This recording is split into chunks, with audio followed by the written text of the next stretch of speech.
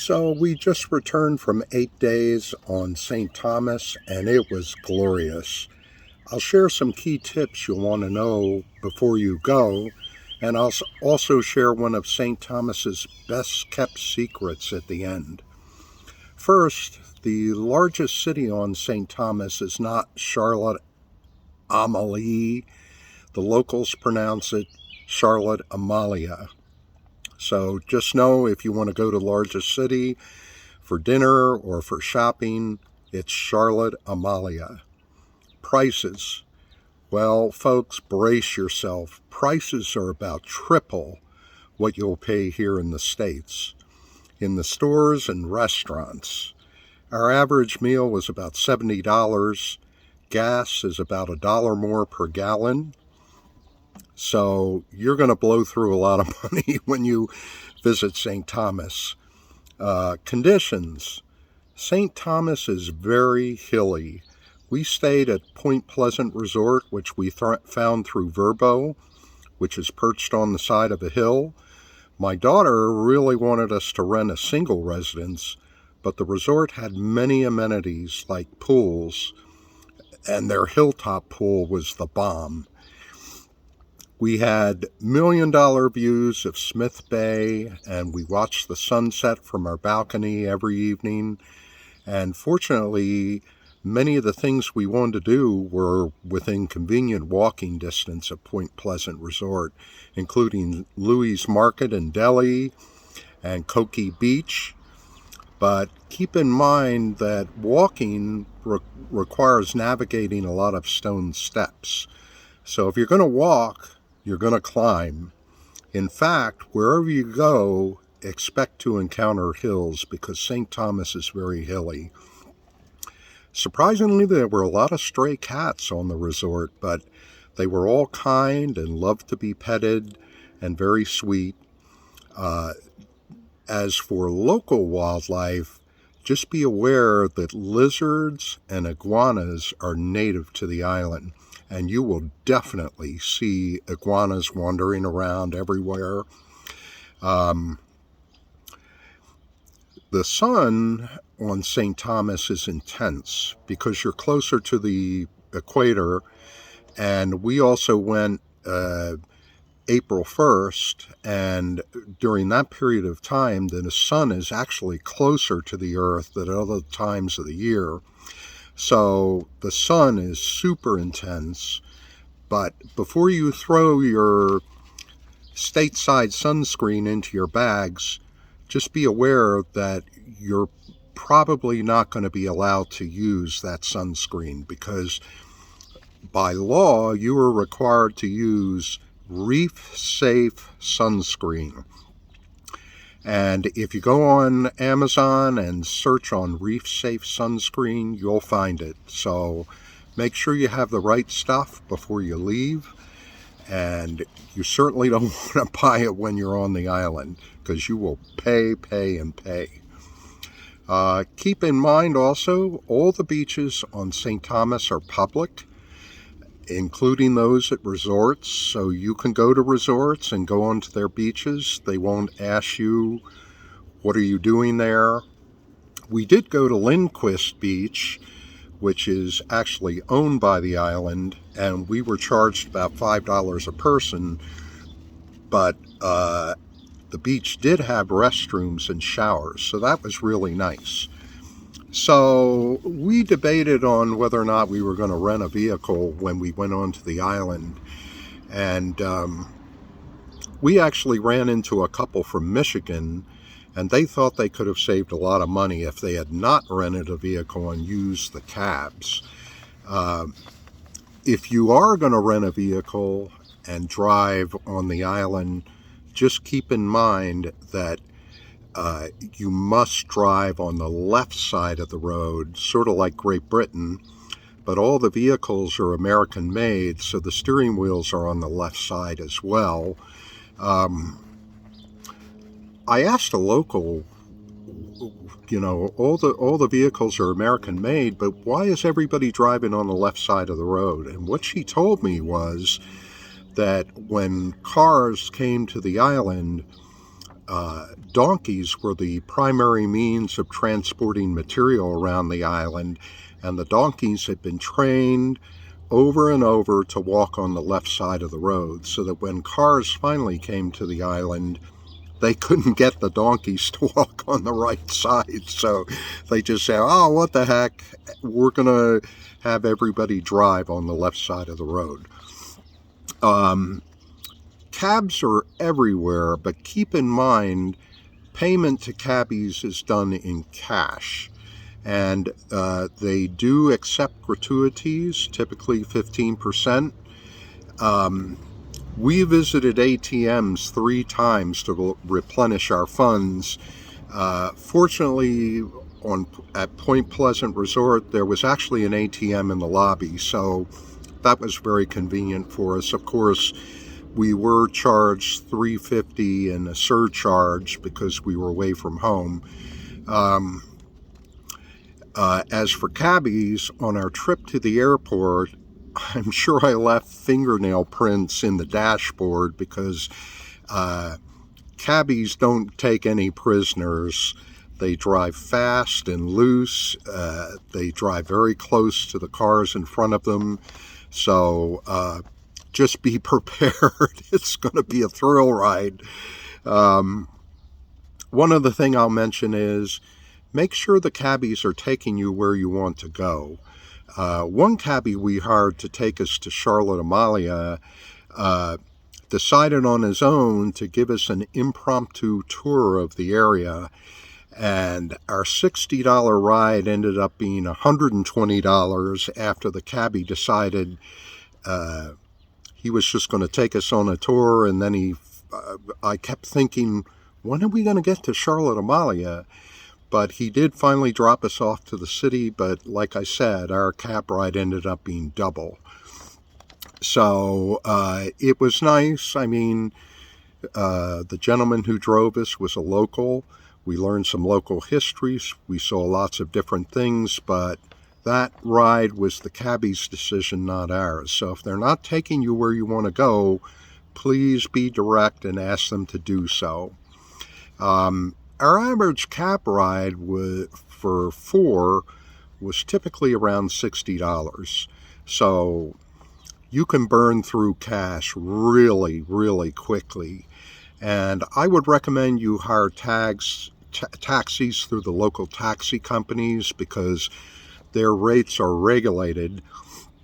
When we were at Lindquist Beach, we did get a ride from a local who was not part of a taxi company, and he charged the 4 of us about $40 to take us 1 mile back to the resort. And he was also higher than a kite, but he was nice enough to sing us a song before he left, and he was really nice, and his driving was okay, so no problem. So what about drugs? Drugs are legal on St. Thomas. You don't need to look for drugs. They will find you. When we visited Coki Beach, which is one of the best beaches for snorkeling, there were people roving around offering us edibles. But before you decide to bring some home, you're running the risk of being caught by Bernie the Beagle. And Bernie roves around customs smelling bags, and we watched him catch 2 people that had suspect items in their bags. So you certainly don't want to get caught with drugs by customs. So don't be stupid. Leave your drugs on the island. Let me also mention one other thing that's illegal. It's not legal to take dead coral pieces home with you or even seashells. If you get caught by customs, things will not go well for you. So it is illegal to bring those things home. So there were back-to-back Category 5 hurricanes that hit St. Thomas in 2017. And just know that a lot of the businesses there are still recovering. there was a very large resort next to Point Pleasant that was still closed because it had been damaged and they hadn't been able to muster the funds to repair the hotel. So that resort was still closed. Locals, the local people were absolutely wonderful. They were genuine, down to earth, and always went out of their way to answer questions and share tips. I never met a local I didn't admire. So, what are some of the things you should do when you're on St. Thomas? Well, down in Smith Bay, which was at the base of Point Pleasant Resort, we took a snorkel cat for a catamaran snorkeling adventure to two different coral reefs, one on St. John's and one on one of the islands. And it was wonderful, glorious. We saw sea turtles, all sorts of fishes. My wife made the major sin of neglecting to tell me that the snorkel cat had an open bar, and so I didn't have any drinks while I was on the snorkel cat, and I was very disappointed when I discovered it was an open bar. I would also suggest you look into visiting Coral World, which is also within walking distance of our Point Pleasant Resort. All my wife and my kids swam with the sea lions, and they were really neat. All of them got kisses. One of them kissed my wife, but I'm not jealous, so it was okay. But that they really viewed as one of their highlights of their visit.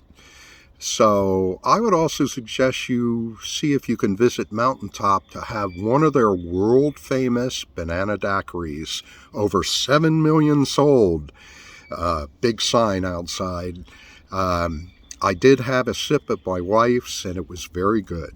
It was very good, and they let you keep the plastic glass they serve it in.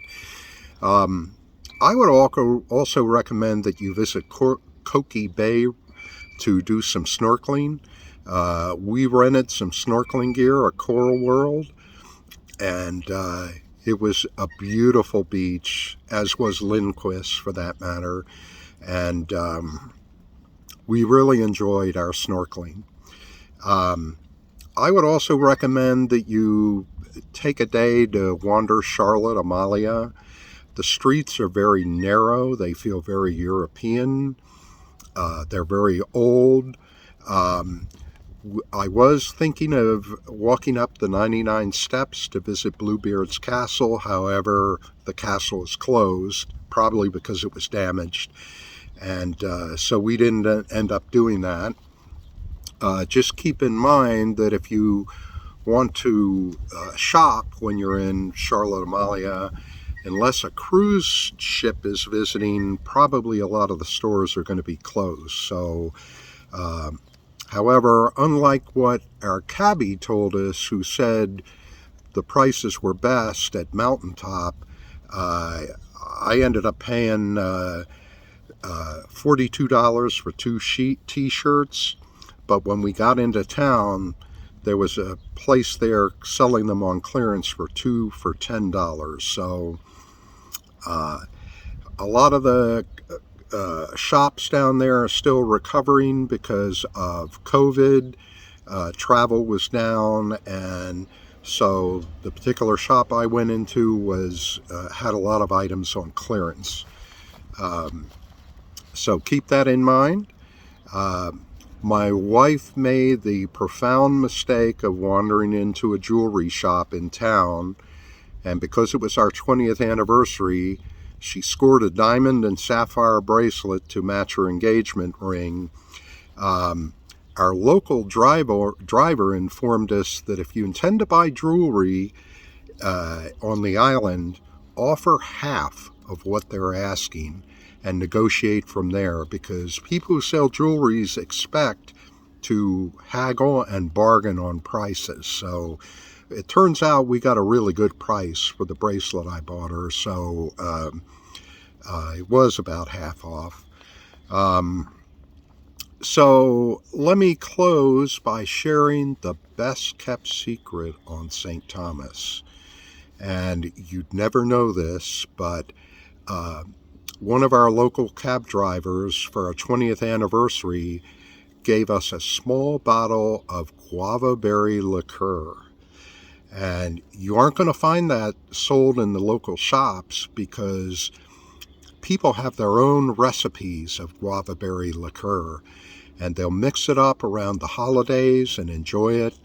And I've got to tell you, guava berry, our driver told us that guava berry is the most expensive berry on St. Thomas, and it was wonderful. I mean, really good. I don't think you're going to find it in any of the liquor stores there, but you can certainly ask any of the employees there where you might be able to find some.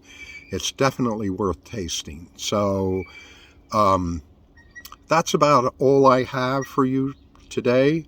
I hope you find these tips helpful, and you should be looking forward to your trip on St. Thomas because it was glorious. So I hope you have a wonderful stay, get a good tan, find some guava berry liqueur, and have a great time. So thank you very much. Over and out.